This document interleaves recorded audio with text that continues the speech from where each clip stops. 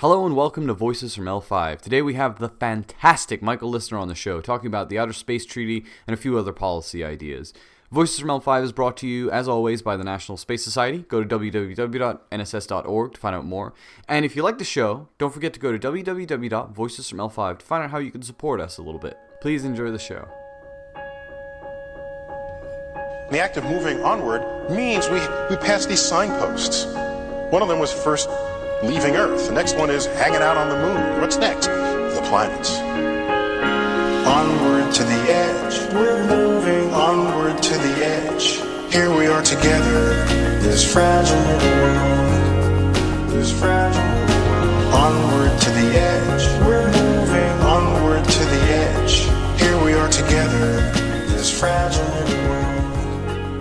So let's chat about the Outer Space Treaty a little bit. That seems to be one of these nice unifying topics that everyone has a slightly different perspective on, and usually a big difference of opinion on. Well, I wouldn't say so much nowadays. I wouldn't say so much unifying as it is becoming kind of divisive. The Outer Space Treaty has been around. Well, we're coming up on 50 years now. In fact, it was just mentioned at the meeting of the legal subcommittee for COPIUS that the 50th anniversary of the treaty is coming up. It's an interesting. It's basically the mother of all the space law treaties, and I basically say the foundation of how we view and how we participate in activities in space. However, we are coming on 50 years of the treaty and 50 years of human space activity, and the thing is, right now, space activity is changing in leaps and bounds, technology, capabilities, and such. And I think the space treaty is starting to get stretched to its seams as to what it can do and what it can't do. And I think we're at a point right now where I think there's a question of, does this treaty really fit into the paradigm of space activities that we're entering, or is it actually something that really needs to be looked at again and decided whether or not we need to continue on with it, or in view of something else? Right. I think that one of the subjects we talked about in some of the earlier parts of the show is that with the growth of new space and a lot of the activity going on there, and just the general shift in how space is being used by nations as well as private individuals, a lot of the language and text in the Outer Space Treaty, as you say, is sort of getting stretched to the point of to its limits of usefulness. Yeah, agreed. I mean, and you got to understand why the Outer Space Treaty was created to begin with. Back in the 50s, and this back in around 1957, 58, we really started getting into what we called the Cold War between the United States and the USSR. And the Eisenhower administration, interestingly enough, in one of its first draft space policies, which are are declassified right now, you can actually go online and look at them. They basically started asking about these questions about how is space going to be used, and there was a big concern about not only how we would use space, but how the Soviet Union would use space. So really, you found the Eisenhower administration very receptive and open to having an international treaty to actually address activities in outer space. Not so much to limit national activities, basically to prevent other countries from using space in an adverse manner against the United States. So when we talk about the Outer Space Treaty, we're not talking about 1967 when it was ratified. We're talking way back even towards the beginnings of the Cold War, when the Cold War was really starting to heat up, and space was becoming more and more prolific. At that time, we had activities like Sputnik, where ironically we got what we call customary norms of outer space law, namely free access to outer space, that were created. But as things progressed, and as the nations, as the USSR and the United States started progressing in their Cold War, and hence their space race, a lot of questions came up about, okay, what is this eventually going to lead to? And that's where the Outer Space Treaty came in, because basically the U.S. looked at it this way. There was by 1961, I believe, there was actually a definitive goal to land a man on the moon by the United States, and the Soviets were pursuing a similar project. And among these overriding concerns was basically, if the United States was concerned, what if the Soviets beat the United States to the moon? Will they claim it as their own sovereign territory? So part of the thinking around the Outer Space Treaty that was being put out there and was being shuffled among all nations was this concept of res communis, which is a Roman property law saying outer space is community property. There is no there is nobody can own it. There's no property rights. Nobody can possess it. The thinking being the United States was if we don't get to we're kind of hedging our bets here in case we don't get to the moon first and the Soviets do. If they're party to this treaty, they can't claim the moon. Well, we all by 1967, the Outer Space Treaty was signed. That res communis principle was basically in place in writing. We ratified it. The Soviet Union ratified it, and then in '69, we landed on the moon and we planted a flag. Now, at that point, a lot of things changed because basically during the period of discovery here on Earth, when European countries coming over to America, North America, South America, etc., they would eventually they would come and they would claim portions of the land they've landed on for their sovereign country. They would claim the territory, but they do a very symbolic thing. They'd plant a flag or put up a cross or put up some other marker that claimed that property for whether it was their king or queen or their country. That was a very that was the traditional method of exploration at that time. Now, when we landed on the moon, we did a very interesting thing. We went to the moon, we landed on it. We basically were under the concept of res communis under the Outer Space Treaty. We went there for we went there for all mankind, and we planted a flag. But unlike the previous times of discovery, we didn't plant that flag for to claim sovereign claim for the United States. And in fact, but in the following November, after the Apollo 11 mission, Congress passed a law saying the planting on the flag on the moon by the United States is not a sovereign claim by the United States. Something to that effect. That isn't the exact wording of it. And President Nixon actually signed that. So in 1967 we have the res communis principle by treaty law. We cemented in 1969 with Neil Armstrong with the landing on the moon by Neil Armstrong and Buzz Aldrin, and Neil Armstrong basically saying that we're here for all mankind, and then Congress following up a few months later saying that the planting of the flag was not a sovereign claim. So that was cemented in, and the Outer Space Treaty in that time has since that time is about 100 close to 100 countries that have actually signed on to it, have actually ratified it, and that has become pretty solid law. So a lot of problems, obviously come up from that. If you can't have a sovereign claim or you can't claim any property, this whole concept of space settlement becomes an issue. So the Outer Space Treaty, in a sense, has become sacrosanct in the international community. It's almost inviolable. We can't get rid of that. It's the Holy Grail. To versus, it's really a barrier, for lack of a better term, to really address future space activities, to really develop space, to settle space, and to actually go beyond where we are right now in space exploration. Right. As I understand it, there has been several attempts to either update or create new outer space treaties to sort of address some of these claims. None of which have been anywhere near as successful as the Outer Space Treaty. For, I assume, the reasons that you state the Outer Space Treaty itself was successful. I imagine the Soviet Union were probably thinking similar things as what we were thinking at the time, that, we should hedge our bets and make sure these guys can't claim territory as well as them make sure we can't claim territory. These other treaties, some of them were signed by countries, but none I think were accepted and used by countries that actually have a great deal of spacefaring capability. Does there need to be another situation like the situation with the Soviet Union where we see people having to sort of hedge their bets to sign on to something that might address some of the issues we're looking at with the Outer Space Treaty? I'm thinking mostly about how, we have private companies now who are actually capable of going and claiming asteroids, and that might actually spark that discussion up. Right, and I think you made a small allusion to the Moon Treaty of 1979, and just briefly to give a historical context to dovetail into the conversation.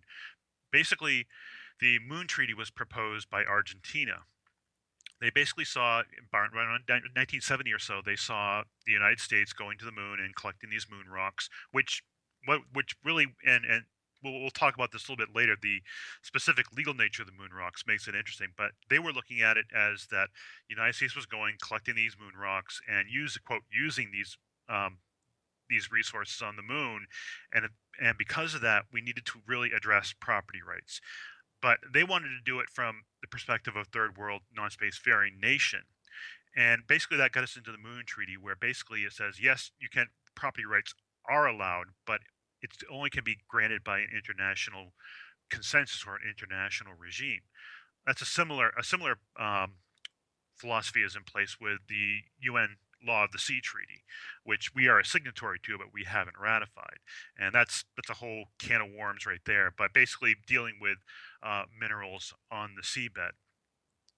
That's a very contentious issue, because not just because the mineral resources portion of it, for other reasons, but basically the Moon Treaty didn't really catch on fire. It was really because, in a sense, the non-spacefaring nations initiated that and really pushed it and put a lot of their influence on what they wanted to see. And the biggest thing was the biggest and most, how can I say, onerous portion of the Moon Treaty is that not only does the developed nations expect that the developed nations would share in the mineral wealth and resources that they develop in outer space, but also share the technology and the ability to go for the non-space fair nations to do it themselves, which are basically, excuse me, we are not only implicating real property or mineral wealth, but we're also implicating intellectual property and personal finance.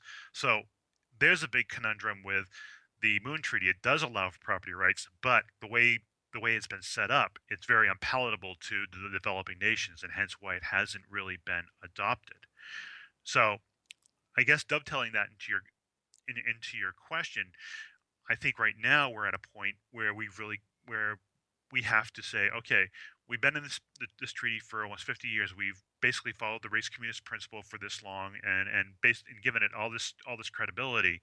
But now we have now we have private space, and now we have companies who are coming out and want to develop these resources not only for in situ use, which is allowed under the Outer Space Treaty, but also for commercial profit. And that opens up a whole can of worms because, depending on who you talk to, basically the Outer Space Treaty, while it allows for that in situ use, in other words, if I want to go build a moon base, I can use the resources around me to build that base and to support it. But the question is whether the Outer Space Treaty allows for commercial use, and that's where you'll get into a lot of fights. So I think this is the point where we have to, instead of stretching the Outer Space Treaty to say yes, it does allow for commercial use and for profit, to say that, what, we've really got to look and see, is the Outer Space Treaty really effective for this, or do we have to basically say it served its purpose, put it in the past, withdraw from it, and move on to other paradigms of international recognition of property rights. Right. And this is where I think we're seeing a lot of the interesting talk in the space law community. I think pretty much everyone that's been on has had a little moment where we've talked about what they see as what could replace the Outer Space Treaty, and what situation we have to find ourselves in that everyone's going to be happy with whatever comes out. I think bottom line, your last comment there, I don't think everybody's going to be happy about it. When you get right down, and I think the bottom line, this is going to sound very nationalistic, but it isn't. But the simple fact is, if when we get to the point where we say, the Outer Space Treaty has served its purpose, and we move on to something different, it's going to be we're going to end up probably having to develop something that's not going to make everybody happy, and we're just going to have to. And I'm at the expense of sounding cruel, we're going to have to live with it. We're gonna have to take the punch and just say, what, well, a lot of people don't like this, but things have got to start moving forward, and in the grander scheme of things, this is probably the right thing to do. In many ways, to me, as someone who isn't a space lawyer, so this might be off base, but to me it seems like the current climate with space and the international community that's utilizing space seems now to be so much more complicated than it was during the initial space race Cold War period. To my eyes, back then you had two spacefaring nations, both of which were only really just feeling their way out in what was, technologically feasible at the time. And they had fairly clear goals as to what they were aiming for. Both were sort of trying to go to the moon to one up the other in a simplified version of it. Whereas now you have, at least four nations that I can think of that are relatively solidly spacefaring. More depending on what you want to stretch that definition to mean. You have dozens of private companies, all doing all different kinds of things. Some of which are independently spacefaring, some of which provide the spacefaring capabilities to their nation. I mean, you see NASA utilizing SpaceX and Boeing for all kinds of things these days. And that, to me, would imply that trying to wrangle all of these different factors together into something that not just everyone would be happy with, which is, a pipe dream, but something that anyone would be happy with, enough people to make this treaty actually work out, would be incredibly difficult. I guess I'm wondering how we avoid another moon treaty situation where just no one really agrees with it. Well, I think the presumption is there's going to be another treaty, and I don't think that's an accurate. I don't think that's accurate. Treaties are very tricky things in that it's easy. They get well. I think the biggest problem, like with the outer space treaty, is extremely ambiguous, and treaties tend to be, and that's an inherent natural characteristic of most treaties is that they are ambiguous to give the countries who sign on to them the ability to have some geopolitical wiggle room. And we've wiggled a lot in the outer space treaty, both the Soviet Union, Russians, and the United States. We've wiggled a lot in terms of customarily interpreting the outer space treaty. I think what you're going to see is something uh, coming down to the point saying, look, we're going to basically what I would see us doing, very drastic, saying at one point we're announcing we're going to withdraw from the outer space treaty from the race communist principles. We're going to recognize all these other principles, and we'll list them out as customary international law, which we will abide by. And within that year time, basically have something significant happen, like a U.S. company or U.S. spacecraft landing on an asteroid or something and extracting a mineral and laying claim to it. And there are all kinds of other property theories of property out there that could be used and applied to it. And one is being right of first possession, or in a sense, the right of discovery or such. And from that customary principle, a lot of people would get angry, but I think a lot of countries might say, you know what, this is the status quo right now, and we will go along with it. Understand, if we once and if we get to the point where we say we're going to withdraw from the outer space treaty, that treaty will probably be effectively dead. It's probably effectively dead because because the Soviet Union will probably won't be far behind, and China probably won't be far behind. So I see more of the next step being an actual withdrawal and then an action with a declaration that forms some sort of customary norm that takes us to the next step where we can actually go out and start harvesting these resources, turning a commercial profit, and saying this is okay, this is the next big step we're taking, and pretty much opening up the doors to settlement, to exploitation, to development, etc. It is often glossed over within the space settlement community, but it is interesting that it's almost always these actions are what lead the way insofar as creating new policy and new agreed upon norms, as you put it, of how we're going to go about in space. I definitely agree that ultimately what needs to happen is we need to have one of these companies actually do what they're saying they're going to do and claim some asteroid to create an atmosphere where something new can be made that accommodates this new space paradigm that we live in. Well, I agree. I mean, the way the way a nation applies a treaty and gives it what we call a customary interpretation is very significant. For example, look at Article 9 of the Outer Space Treaty. Basically, Article 9, one of the things Article 9 says is that any nation that's going to perform a space activity in outer space that has a potential of being hazardous to the environment or to other space activities, there needs to be a consultation before COP use to basically inform everybody, all the participating nations, what's going on. Now, during the Cold War, the Soviet Union and the United States performed, what we call them, ASAT tests, for lack of a better term. And some of them were pretty destructive, especially in the case of the Soviet Union did several very destructive tests during the Cold War. Now, under under a real strict reading of Article 9, they should have informed the nations should have been informed of those because of the potential for debris causing interference with those space activities. And in fact, debris from those ASAT tests, believe it or not, still the ISS has to dodge them every once in a while.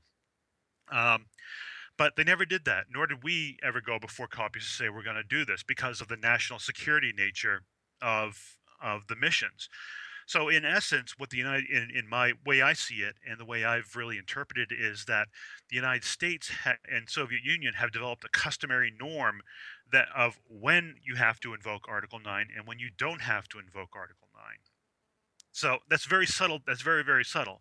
Now, ironically, back in 2007, China performed a very destructive ASAT test of one of its weather satellites, and without notifying anybody in advance.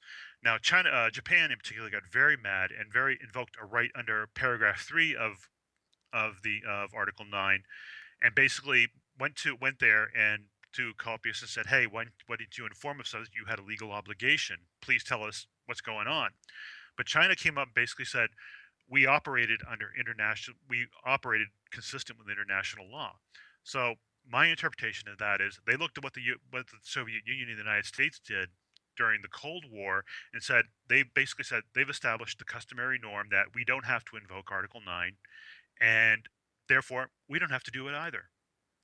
So for the most part, that Article 9 has been customarily interpreted to the point that it's really, how can you say, not relevant. Okay, there is another. The first paragraph is very relevant. It deals with planetary protection, and NASA abides by that, and that's a very salient portion of Article 9. But when it comes to national security activities, is basically, in my opinion, a customary norm which says you don't have to invoke Article 9, and so that's how subtle custom can be. Let's jump and let me make another example and just show you how custom works and things. And this is taking a non-space example, is the Law of the Sea Treaty. China has ratified that. They have agreed to be legally bound by it. However, there's a big fracas, for lack of a better term, going on in the South China Sea now, where China is building up these artificial islands, and they haven't quite claimed sovereignty over them yet, but it's pretty much moving in that direction. So now the law of the sea basically says explicitly you can't build islands and you can't claim sovereign territory in these oceans. Yeah, that's kind of a paraphrasing it. So basically, what I'm looking at and saying, okay, what China is doing is they've signed on, they've agreed to be legally bound by the law of the sea, but they're seeing how far they can push it and see if they can get their own customary interpretation of this portion of the law of the sea. So it's basically, goes to the political will of a country as to how they want to shape these treaties to their own geopolitical advantage, and that's what's happened with the Outer Space Treaty, and that's what's happening right now with this quote, this space resources rights thing. This is more of an attempt to try and create a customary interpretation of the Outer Space Treaty, and instead of literally interpreting the Outer Space Treaty, which actually goes back 30 years or so to a claim basically made in 1976, which the United States basically said we're going to recognize commercial companies can use outer space resources. So this has been a policy that's been in for 30 years that is just now starting to be pushed, and what I see doing is trying to get a customary interpretation. So custom is important because it basically comes down to this: words are good, actions are more important. Hmm. Once you establish what a country or a group is all doing, everyone, so long as no one actually says anything against it, that sort of by default becomes what everyone else is going to end up doing anyway. That's pretty much, there's kind of a test for customary international law. I'm not going to bore you or your audience with it. But basically, it says a country creates a practice and expects to be legally bound by it. And if other countries sign on to it, that's a good thing. However, there's a third prong to it, which basically says that goes it also goes to the how can you say the reputation of the nation. For example, we are a spacefaring nation, probably one of the premier spacefaring nations. If we develop if we put a customary practice or norm out into the international community, that is going to have a lot of effect as far as it becoming coherent national international law. In other words, take the the Moon Treaty for example. It is a ratified treaty, but it has very little effect because none of the spacefaring nations have swung their support behind it, nor are the principles behind it really custom, because none of the spacefaring countries have acknowledged any of those to be legally bound by any of those principles as well. Right. I was gonna say if Argentina or somewhere that just has absolutely no spacefaring power tries to create one of these customs, even if they were able to, they would not. It wouldn't affect the other countries because they have a lot more of a political swing to them. Right, and I mean, I think that kind of goes both ways though, because if you there's also power in numbers. And if you can get a significant number of countries to agree with you on one thing, no matter how small you are, if there's a lot of small countries and only a few big countries, and there's significant political force, there's always a chance you can push back against that, or actually create custom as well. With regards to the Moon Treaty, that's not really true yet. Hmm. And I assume it's a lot harder to do it that way. It is. But well, look for example what happened with Sputnik. The Soviets did us an immense favor because Eisenhower, being a former general, was always sensitive about flying over everybody else's territories. And at that point, the Soviet Union had said, before Sputnik, had said, we own the territory from the ground all the way up into outer space above our territory. So in other words, the Soviet Union was claiming space. Now, when they launched Sputnik, they had a problem because Sputnik was basically under their theory, Sputnik was basically crossing into other nations' territory in outer space. So they tried to do a quick thing saying, well, it isn't Sputnik isn't revolving over countries, countries are revolving under it. That didn't go over that they tried, it didn't work, and basically they had to acknowledge, okay, we don't own outer space. And so that became customary. And then when the United States launched their Explorer 1 uh, later, that solidified that customary principle. Right. It's again we come back to this sort of situation where actions are what ends up defining. Exactly. And I think that's where you're going to, and we talked about a little bit with the future space law. I see that's where the directions we're going. We're going to create norms that not necessarily legally binding, but are accepted practices by other nations.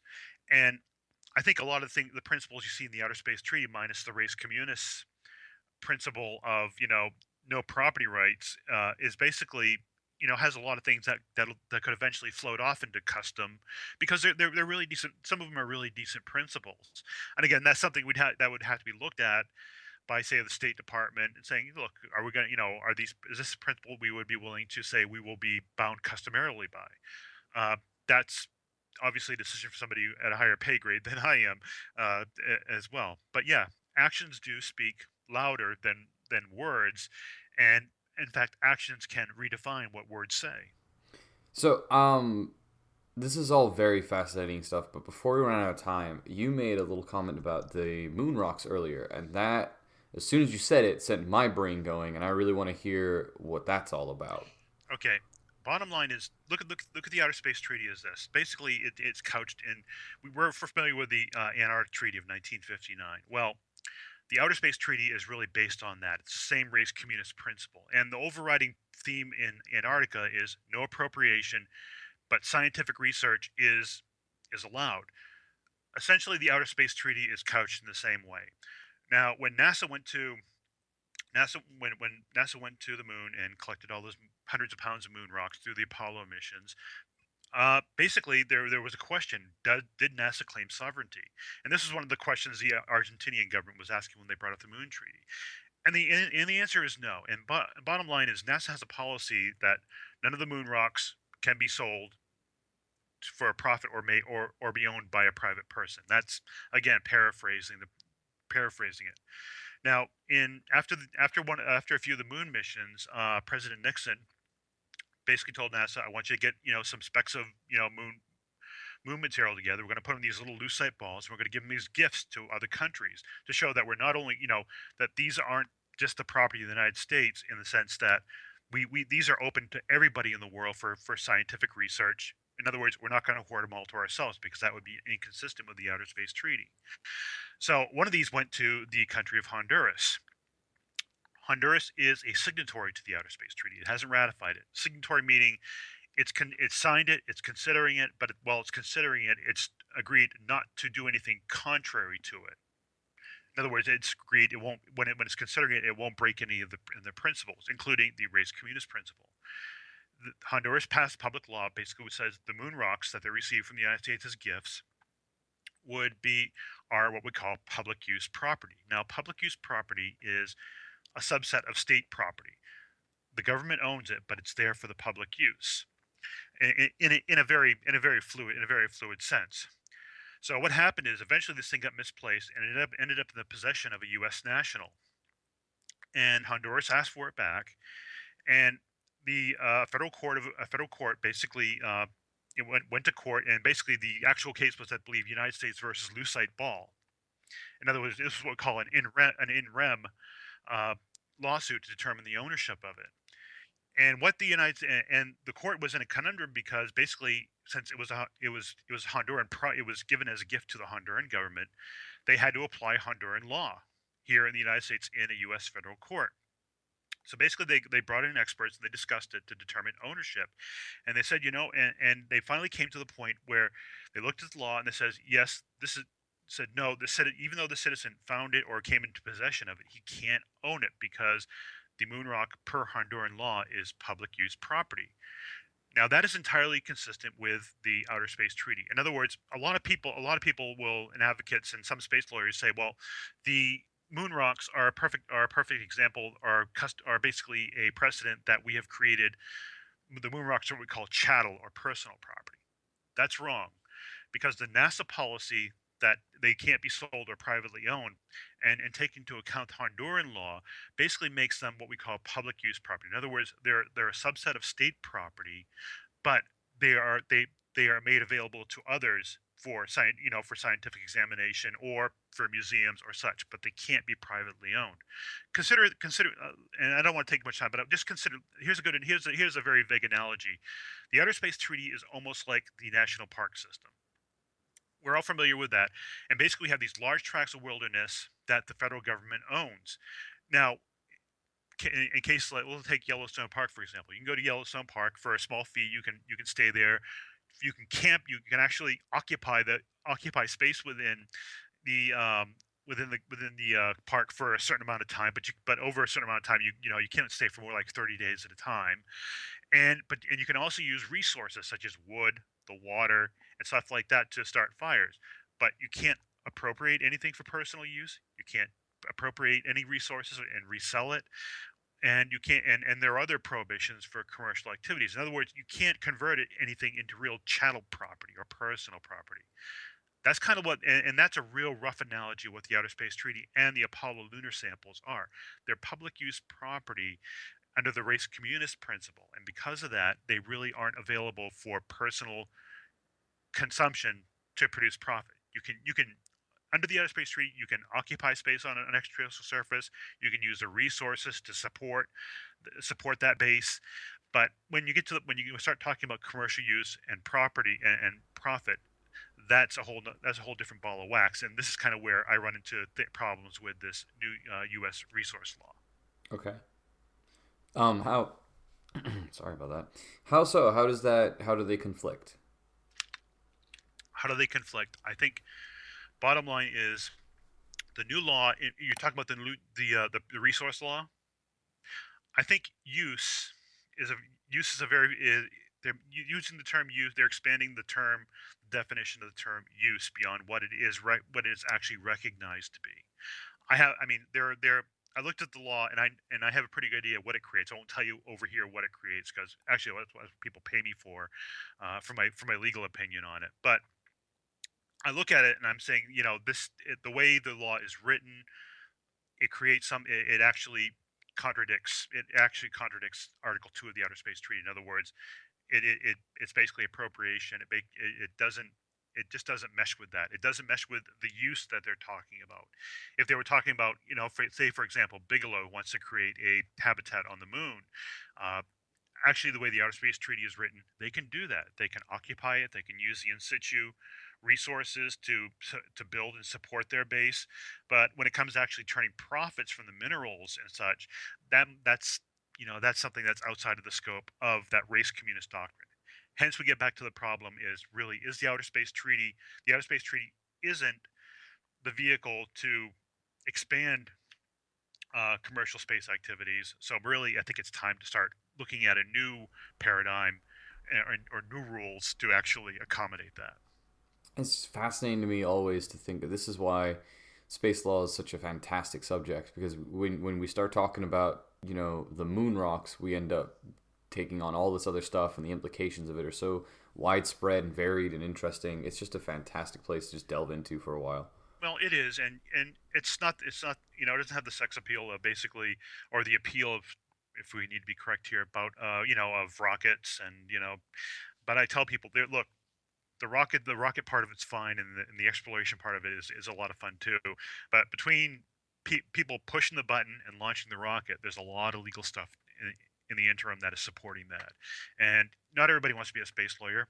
I do. I relish it, and I enjoy it. And sometimes I get really aggravated at some of the ideas being floated out there. But yeah, I mean, it's a growing field, and I think you're going to see it more come into the practical aspects. I.e., you'll see more things, more practicing lawyers in terms of litigation and stuff becoming involved and having to look at these things and saying, we've really got to take this out of the academic realm and start really refining it so this can really work. Right, for sure, for sure. Thanks for being on the show, Michael. Really, really loved all of this stuff. Very interesting topics all around, and it was really great to have this perspective on the Outer Space Treaty and its history and where you think it's going to be going. Very good. Thank you for having me.